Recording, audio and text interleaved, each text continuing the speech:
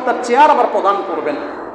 কিন্তু যখন রব্বুল আলামিন কোন মুসলমানের কাছে রাষ্ট্রীয় ক্ষমতা যখন প্রদান করেন, এই রাষ্ট্রীয় ক্ষমতা যখন কোনো মুসলমান পেয়ে যায়, এই মুসলমান রাষ্ট্রীয় ক্ষমতা পাওয়ার পরে তার কাজ হবে চারটা। কয়টা?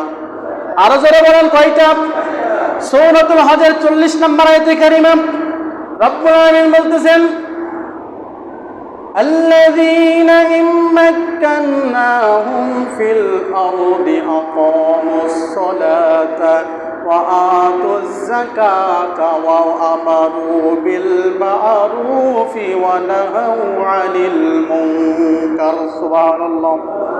রব্বুল আলামিন বলতেছেন, আমি যখন কোনো মুসলমানের কাছে রাষ্ট্রীয় ক্ষমতা অর্পণ করে দেই, তার কাজ হবে চারটা। এক নাম্বার কাজ হলো আকামুস সালাত, সর্বস্তরের মানুষের উপরে নামাজ ফরজ করে দিবে। সুবহানাল্লাহ। নামাজ এমনিই ফরজ, কিন্তু রাষ্ট্রের প্রত্যেকটা মুসলমান 5 ওয়াক্ত সালাত আদায় করতে হবে, এইটা সে রাষ্ট্রীয়ভাবে প্রজ্ঞাপন জারি করে দিবে। সবার বাধ্যতামূলক 5 ওয়াক্ত নামাজ আদায় করা। দোকানে আছেন, ব্যবসা বাণিজ্যে আছেন, বাসা বাড়িতে ঘুমিয়ে আছেন, মসজিদে যখন আজান হয়ে যাবে সাথে সাথে সেখান থেকে দোকানপাট বন্ধ করে মসজিদে রব্বুল আলামিনের কাছে হাজিরা দিতে হবে। এটা হচ্ছে 1 নাম্বার কাজ হবে। 2 নাম্বার কাজ হলো যাকাত ভিত্তিক সমাজ গড়ে দিবে। আর আমাদের কি যাকাত ভিত্তিক সমাজ আছে? যাকাত ভিত্তিক সমাজ গড়ে দিবে। সমাজের ভিতরে যারা ধনী মানুষ থাকবে, রাষ্ট্রের মধ্যে যারা ধনী মানুষ থাকবে, নেশাব পরিমাণ সম্পদ যদি তার হয়ে যায়, ওই নেশাব পরিমাণ সম্পদ থেকে এরকমভাবে একটা নির্দিষ্ট পরিমাণে অ্যামাউন্ট গরিব দুঃখীর মাঝে দান করে দিবে। সুবহানাল্লাহ।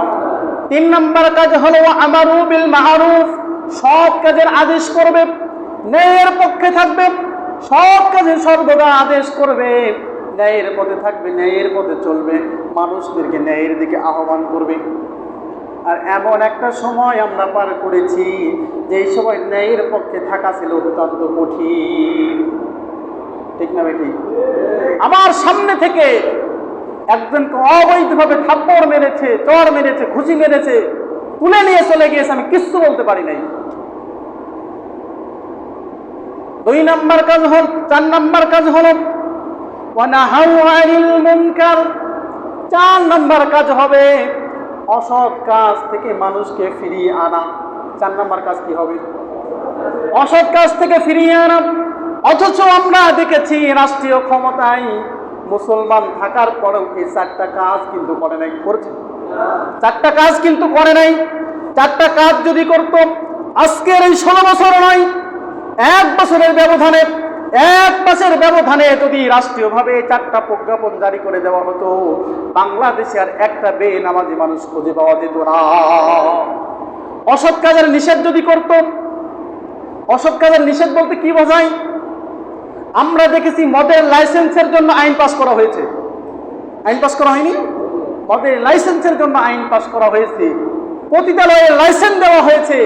একটা পতিতালয় ঢাকার শহরে থাকতে পারতো না যদি এই নাহাউ আনিল মুনকার, অসৎ কাজের নিষেধ যদি করা হতো। এলাকার ভিতরে একটা চোর বাটপার ডাকাত খুনি থাকতে পারতো না, একটা চাঁদাবাজ ছিনতাইকারী থাকতে পারতো না।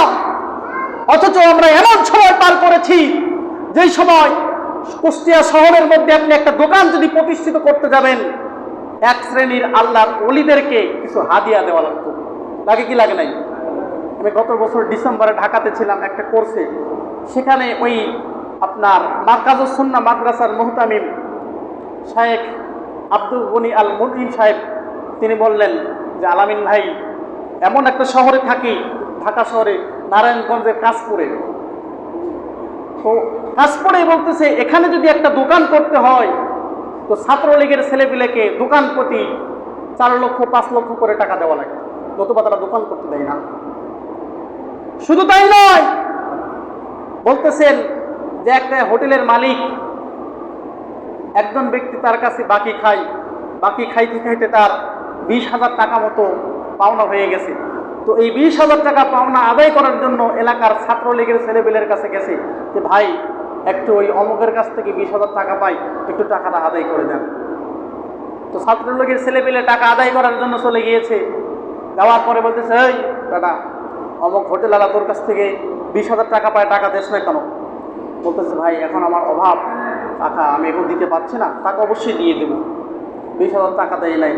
এবারে ছাত্রলীগের ছেলেপিলে হোটেল মালিকের কাছে এসে হাজির হওয়ার পরে বলতেছে, হ্যাঁ সে টাকা দিয়ে দিবে, সমস্যা নাই, কিন্তু আমরা যে টাকা আনতে গেলাম এই জন্য আমাকে 10,000 দিই। ওর কাছে যে টাকা আদায় করে দিতে গেলাম, ও এখনো টাকা দেয় নাই, টাকা দিবে কথা দিয়েছে, অতএব আমাদের যে এখন লস হয়ে গেল, এখন তুই আমাকে 10,000 টাকা দিবি। এই লোক ওই ছাত্রলীগের ছেলেপিলের কাছে বিচার দিয়ে আরো পড়ছে বিপদে পড়ে নাই। এইরকম শুধু ঢাকা শহরে না, সারা বাংলাদেশে ছিল। কথা বলে, সারা বাংলাদেশে এরকম অবস্থা ছিল।